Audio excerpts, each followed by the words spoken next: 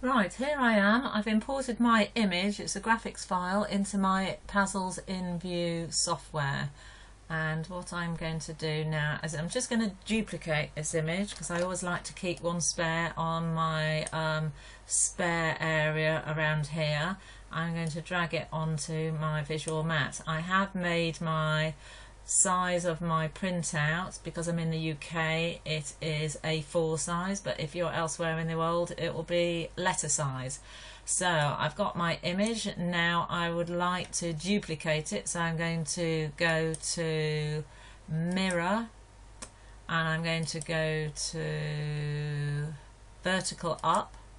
I want to duplicate it, clone it, and it will sit one right up on top because I'm going to fold this bookmark.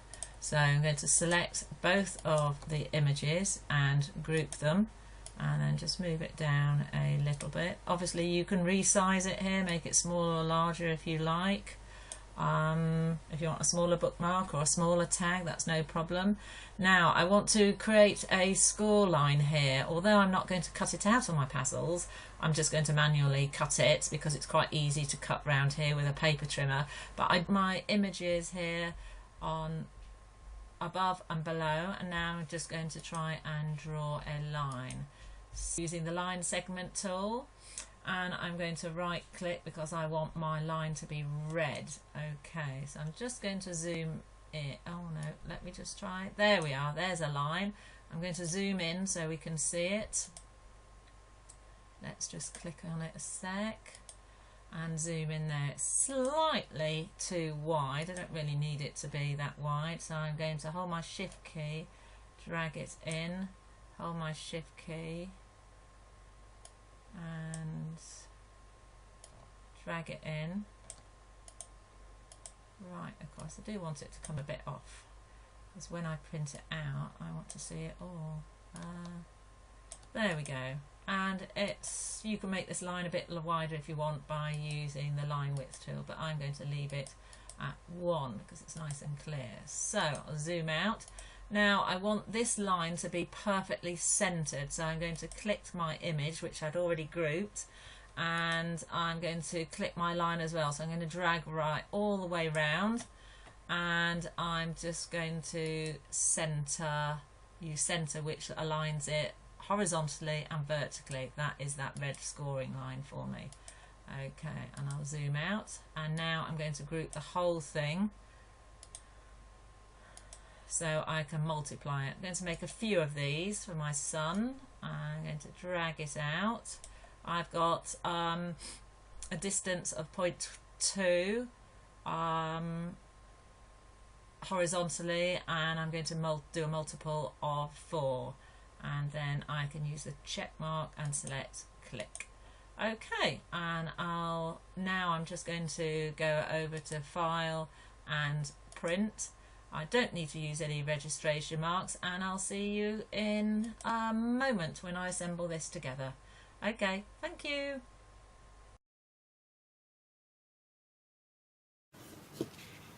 Okay, here we are with my printed sheet of paper.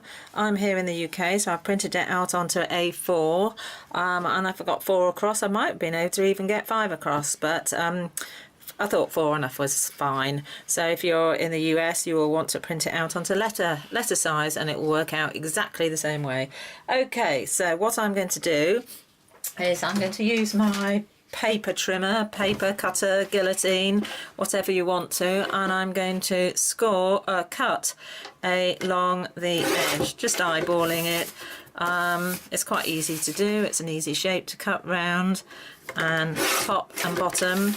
And then I'm just going to go along the edge here, making sure I get right up to the edge, and move it across and do the other one. I'm going to do one more, so one's going to be a bookmark, one's going to be a tag, and go straight across and eyeball it again. Okay, I'm going to leave those other two and do those later. So I've got my two images now, and I've got, you could probably see that, whoops, have I got it in camera? A little red line here. So I'm going to score that now so it folds exactly where I want it to. So I'm going to get my scoring board. Anyone will do. You could fold it and use a bone folder, but I am just going to score it so you can see it along the line there. And I'm going to do the other one. Whoops-a-daisy. Got to get used to this videoing. It's not as easy as it looks, actually. Okay, right, and score the other one. So, there we go. Set that aside. And I can fold it just along that line and use a bone folder and score it, and take the other one while I'm here and score the other one. Okay, so I'm going to do the tag for, I'm going to wrap my book up for my son, and I'm going to wrap it up in some paper, but I'm going to make this into a tag. So I'm just going to take a hole punch, whatever hole punch, a crocodile, whatever you feel like. I'm going to use this, and I'm just going to punch. Ooh, that was hard, going through the card. A hole like so. I'm not going to do the other one, and I'll show you why in a minute. So now I'm just going to get a piece of, I've got this lovely gingham check which actually matches the Nutcracker colours, so I'm going to just thread that through there,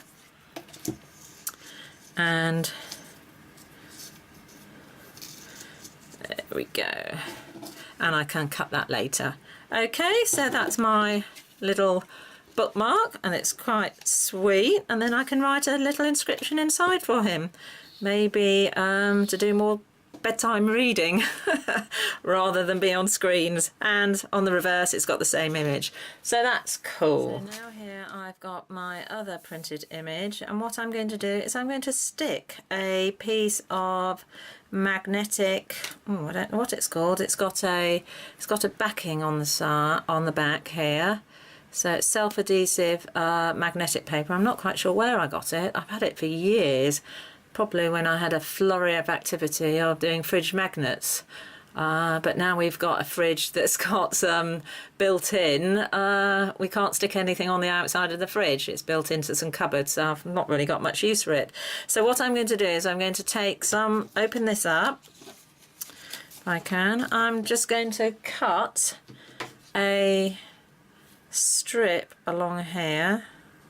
It's quite easy to cut and then I'm going to cut it in half, about so.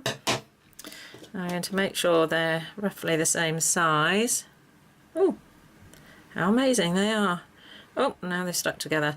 Right, okay, and then I'm going to peel off the backing off this and stick it to the bottom of my bookmark. Can you see? Okay, and the easiest to get it into the right position is stick that on there, peel the backing off on this one. Okay, peel off the back, and then just close your tag and it will be in place. Ta-da! Right, okay, so what I'm going to do now is I'm going to just get some ribbon, just make it a little bit prettier. I know it's for my son, but I'm sure he won't mind me using this gold ribbon. I'm just going to fold it like so and snip that off. And, oops. Snip that off, and I'm just going to take a stapler and staple that on. This is my new stapler. Okay, so ta-da, and there he's got his little bookmark. which I think he's going to like. I'm just going to snip that. Whoops. Just going to snip that off. I think that's really cute. So there I have got a tag for his present, and I've got a little bookmark. So here I've got my book. He's reading a Harry Potter at the moment, but no worries. He's got a Nutcracker bookmark now. Okay, you just open it up, flip it open, and place it in the book, and there we go, he's got his little bookmark. And he can just pull it out, and then when he's read lots of pages this evening at bedtime, he can stick it in the next place by just opening it up and putting it in the next page. So there we have a cute little Nutcracker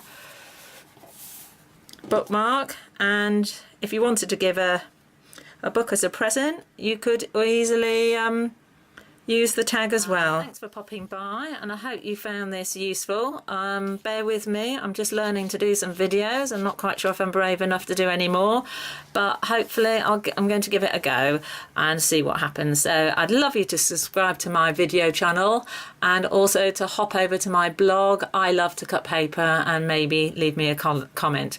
The link to get these files will be in the description below the video or over on my blog. Okay, bye bye for now, and speak to you soon.